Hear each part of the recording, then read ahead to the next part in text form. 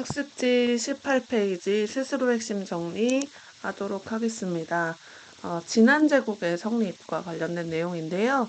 자, 먼저 진의 통일과 관련한 내용을 얘기하도록 하겠습니다. 자, 춘추 전국시대가 거의 500년에 걸쳐서 있었어요. 이거를 수습이에요, 수습. 혼란을 수습을 하는데 그것에 이제 진나라가 이제 통일을 하죠. 진이 통일을 하는데 진에서 상항이라는 사람이 바로 이제 법가를 채택해서 법가를 부국강병책으로 이제 활용을 하는데 성공을 하게 되는 거죠. 그래서 법가를 재상으로 썼던 진나라가 최초로 중국을 통일하게 됩니다. 그래서 진나라의 왕이었던 사람이 시황제, 그러니까 진의 시, 이게 처음 시자거든요. 처음으로 황제라는 표현을 사용을 하기 시작을 하면서 그래서 강력한 중앙집권 국가를 이루기 위한 체제를 확립을 합니다. 그래서 진시 황제는 자기가 이제 처음 시황제잖아요.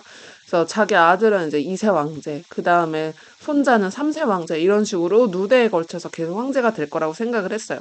그래서 이 황제라는 칭호를 처음 사용을 하는데 이 황제라는 칭호 자체는 어디서 나왔냐면 삼황오제라고 하는 전설 속의 인물이 있어요. 삼황 그다음에 5명의 제라는 그래서 그 황제라는 이 용어를 따서 전설에서 따서 황제라는 칭호를 사용하기 시작을 하고요.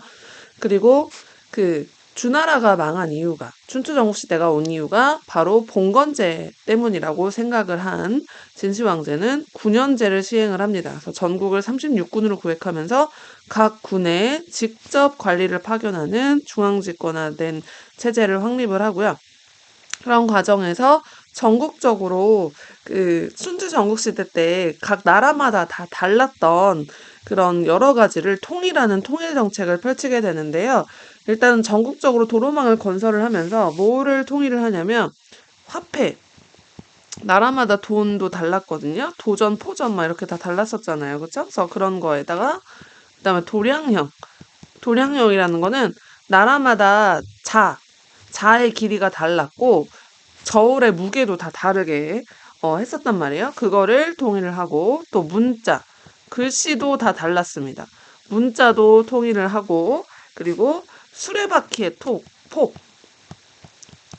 수레바퀴의 폭이라는 건 뭐냐면요. 수레가 이렇게 있으면 수레 양옆에 바퀴가 있잖아요. 이 폭을 말해요. 그래서 어느 나라는 이렇게 수레를 되게 크게 만들고 어느 나라는 수레를 이렇게 작게 만들어서 폭이 다 달랐단 말이에요. 그거를 다 통일을 한 게 바로 진시황제입니다. 그래서 이렇게 통일을 하고요. 그리고 분서갱유를 일으켜서 분서갱유로 법가 사상 이외의 사상을 탄압을 합니다. 그래서 이게 태우다. 그 다음에 이거 책. 그리고 갱은 그러니까 묻는다라는 뜻이거든요. 묻는다. 그 다음에 유학자 내지는 책을 불태운 거죠. 그래서 법과 이외의 사상은 다 묻고 태우고 뭐 했다라고 이해를 하시면 되겠어요. 그래서 이거는 사상 탄압한 이유는요. 사상을 통일하기 위해서. 법가로 통일시키기 위해서 이렇게 했다라고 보시면 되겠습니다. 사상을 통일했고요. 그 다음에 이제 영토 확장, 만리장성 건설하고 광동과 베트남 북부 지역으로 진출을 해서 영토 확장을 하게 됐고요. 그리고 우리가 이제 중국 할 때 보통 진시황제가 확장한 그 영토가 중국 땅이라고 보시면 돼요. 물론 지금 청나라 때 최대 판도를 지금 현재 중국이 가지고 있긴 한데 그 이후에 뭐 송이나 뭐 수당 이런 여러 나라들이 중국 땅을 다 차지했다라고 표현을 할 때 진이 통일한 그 영토를 차지를 해야 중국 땅을 다 차지했다라고 여기게 되는데 그 원래 영토의 그 형태라고 이해하시면 돼요. 진의 형태를. 근데 이 진나라는 통치 자체가 되게 가혹했고요. 지금 봐요.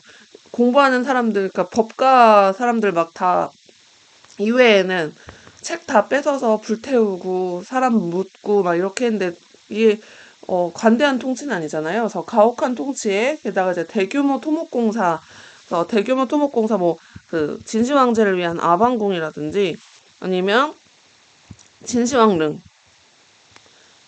진시황릉을 이제 만든다고 또 사람을 엄청나게 동원을 했겠죠. 진시황릉에 여기 얘기했던 만리장성까지 그 토목공사가 엄청 많아서 농민들의 그 불만이 커져서 결국에 진승오광과 같은 농민들이 반란을 일으켜서 진이 멸망에 이르게 됩니다. 그래서 이 진의 멸망 후에 중국을 다시 재통일한 게 바로 어 아이고 한유방이죠. 한유방 고조가 이제 그 통일 정책을 하게 되는데요. 그래서 그 기원전 202년에 한을 건국을 하고 수도를 장안으로 둬서 군국제를 시행을 합니다. 진나라가 빨리 망하게 된 이유가 너무 급격한 변화를 가지게 와서 한 것 같다라고 판단한 한 고조는 주의 봉건제와 진의 군현제를 더한, 그래서 절충한, 그래서 그러니까 황제가 직접 다스리는 곳은 군현제, 황직할령이라고 해야겠죠? 황제 직할령은 군현제. 그 다음에 지방 너무 황제의 권한이 미치기 힘든 지역은 이제 봉건제, 이런 식으로 군국제를 시행을 했었어요. 그런데 결과적으로 봤을 때 이 지방에 이제 제후들이 봉건제 시행을 하는데 이 제후들의 이제 반란이 일어나기도 하고 중앙집권화 하는 과정에서 이 봉건제가 별로라고 느낀 한 무제에 의해서 결국에는 군현제로 돌아갑니다. 군현제로 돌아가게 되고요. 그래서 한 무제 때 이제 중앙집권하는 과정에서 동중서라는 사람이 건의를 해요. 우리 유교적 통치 규범을 들여서 유교로 통치합시다, 이런 얘기를 하거든요. 그래서 이 동중서의 건의를 받아들여서 유교의 통치 이념이 중국에 자리 잡게 됩니다. 그리고 이제 한 무제 때 이제 대외 정책을 보시면 흉노가 한나라를 계속 괴롭히거든요. 진나라가 만리장성을 건설하게 된 이유도 흉노 때문이라는 얘기가 있어요. 그래서 흉노를 견제하기 위해서 장건이라는 사람을 대월지에 파견을 합니다. 대월지에 가서 그 대월지가 흉노랑 사이가 안 좋다 하던데 우리 도와줄 것 같아. 가서 동맹 맺고 와라고 보내요. 보냈는데 그 장건이 진짜 천신만고 끝에 가거든요. 근데 대월지가 자기네들은 이미 거기 중앙아시아 쪽 가서 행복하게 잘 살고 있기 때문에 굳이 뭐 흉노랑 싸울 이유가 없다라고 판단을 해서 거절을 하죠. 그래서 다시 성과 없이 돌아오긴 하지만 그 장건이 갔던 그 길이 나중에 이제 비단길이 되죠. 그래서 비단길이 되고요. 그다음에 베트남 북부에 진출하고 고조선을 침략해서 고조선에 한 군현을 설치를 합니다. 이건 한국사 시간에 아마 배우셨겠죠. 한 군현 설치해요. 고조선 땅에 이렇게 설치를 하고요. 이런 대외원정을 많이 하다 보니까 돈이 많이 필요한 거죠. 한 무제 때. 그래서 돈이 많이 필요해서 그 돈을 해결하기 위해서, 돈을 확보하기 위한 방법으로 한 무제 때 뭘 시행하냐면 전매제를 시행을 하거든요. 전매제라는 거는 뭐냐면 전적으로 매수해서 독점한다라고 생각하시면 돼요. 그래서 소금이나 철을 국가가 가격 조절을 하고 국가가 판매를 하는 형태라고 생각하시면 되고요. 그다음에 이제 균수법이라는 건 뭐냐면요. 수송을 균등하게 한다라는 거예요. 수송을 균등하게 한다라는 건 뭐냐면 일종의 유통을 안정화시키는 거거든요. 그래서 그 바닷가의 물고기, 그 바닷물고기 값하고 내륙의 바닷물고기 값하고 다르잖아요. 그 이유는 바닷가는 그 유통 과정이 없으니까 수송비가 따로 물류비가 들지 않으니까 싸게 팔 수 있는 거고, 내륙은 유통비가 드니까 내륙의 바닷물고기 값이 비싸잖아요. 그거를 국가가 유통비를 해결을 해주는 거예요. 그래서 유통을 안정화시켜서 물가를 안정화시키는 방법이고요. 이 평준법은 뭐냐면요. 이거는 이제 물가 안정화 정책인데, 그 물건값이 엄청 비쌀 때 물량을 풀면, 그 공급이 늘어나면 그 가격이 다운되잖아요. 그거의 원리예요. 그래서 쌀 때 국가가 막 사들여요. 막 사들여서 그 싸서 못 파는 상인 그 뭐 사람들을 도와주고 그다음에 비쌀 때 그 물량을 풀어가지고 안정화시키는데 그런 과정에서 차익을 국가가 가져가는 그런 정책을 펼치게 되고요. 그다음에 억상 정책이라는 건 뭐냐면요. 상인들한테 세금 걷었어요. 더 많이. 그 농민보다 더 많이 상인들한테 일정한 세금을 더 걷어서 그거를 재정으로 충당하고 그다음에 이제 오수전이라는 화폐를 주조해서 그 돈을 국가가 장악하게 하려는 그런 목적으로 이런 통제 경제를 시행을 해서 재정 문제를 해결을 합니다. 한무제 때. 자, 한무제 이후로 그렇게 한무제만큼 강력한 왕이 없어요. 황제가 없어요. 그래서 그 외척이었던 왕망이 전한을 멸망시키고 신이라는 나라를 건국을 하거든요.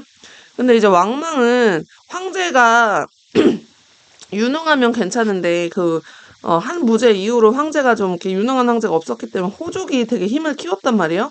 그거를 보고서 호족을 억제하는 여러 정책을 펼쳐요. 그래서 호족을 억제하는 여러 정책을 펼치니까 당연히 호족이 싫어하겠죠. 그래서 호족들의 반발을 일으켜서 결국에 신은 멸망을 하게 되고요. 그 다음에 이제 광무제가 호족의 지원을 받아서 새로 후한을 성립을 하게 됩니다. 그래서 러양에 도읍을 해서 전한의 제도를 부활하고 유학을 존중하고 이렇게 했는데 어, 그 광무제가 나름 이렇게 강력한 황제권을 구가하려고 하지만 그 후에 황제들은 계속 그 주변의 영향을 되게 많이 받는 강한 황제가 아니거든요. 여기 보시면 외척, 관료, 환관 사이의 정쟁, 정치적 경쟁이 심화됐다고 얘기됐잖아요. 이 얘기는 다른 말로 하면 황제가 권한이 약해졌다. 라고 볼 수 있죠. 그래서 황권 약화. 그러니까 중앙집권화가 약화됐다라고 보시면 돼요. 그러면서 그런 과정에 호족의 대토지 사유는 더 심해지고 농민들은 반란 일으키고 그래서 중앙집권력이 약해지다 보니까 지방의 반란을 진압하지 못하게 되죠. 그래서 노란 수건을 쓴 도적이라는 뜻의 황건적이거든요. 그래서 황건적의 난을 진압하지 못해서 결국에 삼국으로 분열을 하게 됩니다. 여러분 남학생들이나 뭐 여학생들 읽었는지 모르겠지만 초고, 유비, 관우, 장비, 조조 아시죠? 그래서 그 인물이 등장했던 시대에 위초고로 분열이 되면서 한나라는 멸망을 하게 돼요. 근데 이제 한나라 때 그 사회와 문화가 많이 그 중국의 원형으로 만들어져서 한의 문화가 되게 중요하거든요. 그래서 한때 지배층 세력은 바로 호족입니다. 호족이 등장을 하게 되는데 호족이 그 권한을 강화하게 하는 그런 제도가 뭐가 있었냐면 향거리선제가 있었어요. 향거리선제. 향거리선제라는 건 뭐냐면 지방관을 추천받아서 관리를 선발하는 거였거든요. 그래서 추천할 때 그 근거가 뭐냐면 유교 덕목. 아이고. 유교 덕목의 가장 중요한 거 뭘까요? 그 당시인들은 덕목으로 효, 효가 뛰어난 사람을 기준으로 해서 그 관료를 진출을 시켰단 말이에요.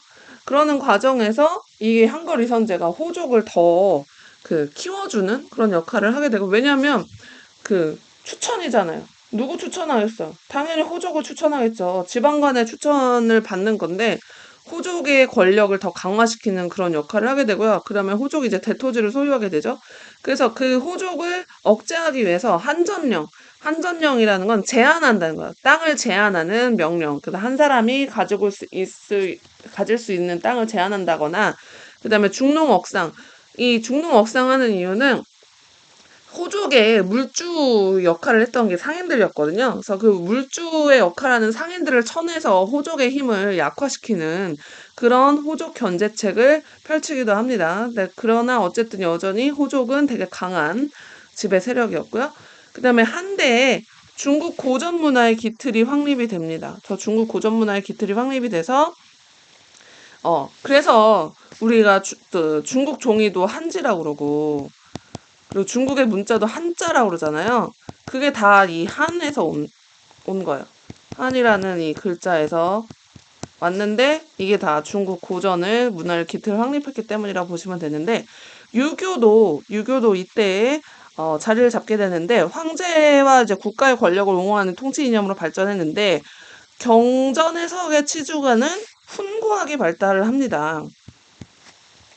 훈고학이 발달하는데 우리 훈고학이 발달한 이유를 진나라에서 찾을 수 있어요. 그 이유는 뭐냐면 진나라 때 진이 뭐 했어요?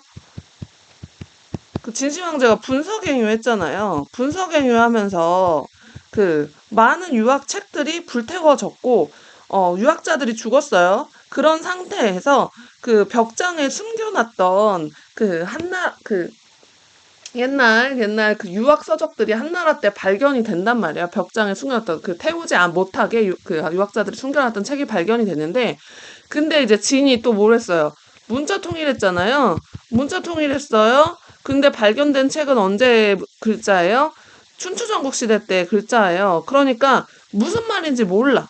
글자는 이미 바뀐 지 오래됐는데 옛날 글자잖아요. 그러니까 옛날 글자를 해석해야 돼. 글자 그대로. 그러니까 옛날 글자를 해석을 해. 경전을 해석한다는 거는 그 경전이 뭔 말인지 모르는 거예요. 그래서 무슨 말인지 이해하게 하려면 그게 글자를 해석하는데 치중하는 훈고학이 발달할 수밖에 없었던 거죠. 자, 그 다음에 이제 도가는 민간의 신비주의하고 결합이 돼서 오두미도 태평도와 같은 민간 신앙으로 발전을 하게 되고요. 역사서에는 기전체 방식의 역사서가 서술이 됩니다. 기전체를 처음으로 사용해서 작성한 역사서가 바로 사기예요, 사기. 사마천의 사기 한무제 때 사람인데, 이 기전체라는 거는 한국사 시간에 배웠겠죠. 삼국사기도 기전체로 쓰여졌어요. 본기, 세가, 지, 열전, 뭐, 표, 뭐 이런 식으로 돼 있단 말이에요. 그래서 이런 것으로, 제왕의 역사, 황제 역사죠. 이건 뭐 제후의 역사 이런 식으로 이렇게 구분해서 서술하는 그래서 역사 방식이 사마천에 의해서 처음으로 서술이 됐고요. 그 다음에 종이가 보급됐습니다. 아까 한지 얘기했었죠. 채윤이 제지술 개량을 하면서 종이가 보급이 돼서 학문과 사상의 발전에 크게 기여해서 한나라가 중국 문화를 기틀을 마련했다라고 볼 수 있어요. 그래서 여기까지가 지난 제국과 관련된 스스로 핵심 정리였고요. 본 수업 때 지난 제국에 대한 내용 더 보시도록 하면 되겠습니다.